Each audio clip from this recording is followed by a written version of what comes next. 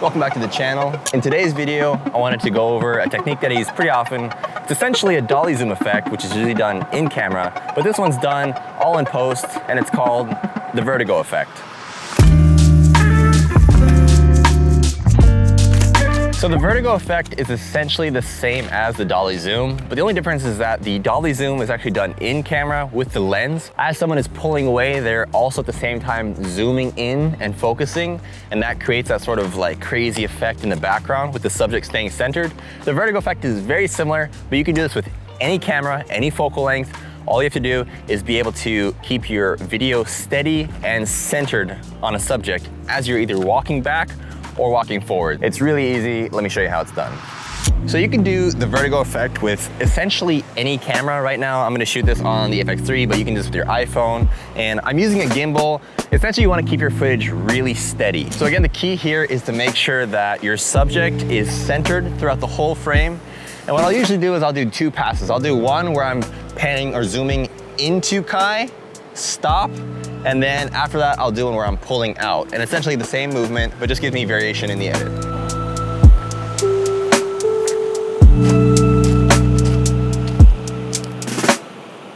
And I'll do the same thing again. This time I'm just gonna pull away.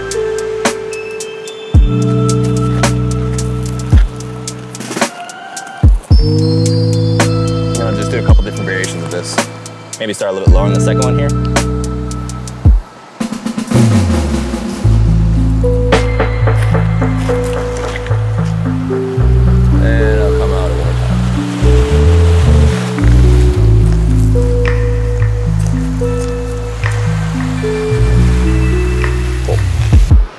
Once you've shot your clip, it's really simple in the editing process. You're gonna pick the starting and end points of your clip, and essentially you're gonna wanna match the size of your subject in both the beginning and end. So, for instance, in this clip, we have Kai standing here and he's at this certain height. So what I'm gonna do is I'm gonna use the grid lines, and I'm going to outline exactly his size and location in the frame. After that, I'm gonna keyframe that and create a second set of keyframes at the end of the clip, and then resize Kai so that he's the same size as what he was at the beginning of the clip. That way, when you press play, and as your actual camera movement is sort of dollying back, you're gonna be manually zooming via keyframes so that Kai remains the same size. This creates that really cool vertigo effect you see in the background while maintaining Kai in the same location, same situation, and really just playing with the perspective of the background. So some main takeaways from this technique are that it's essentially the Dolly Zoom effect, but the Dolly Zoom effect is when you do it in camera, where as you like walk out, you zoom in your camera.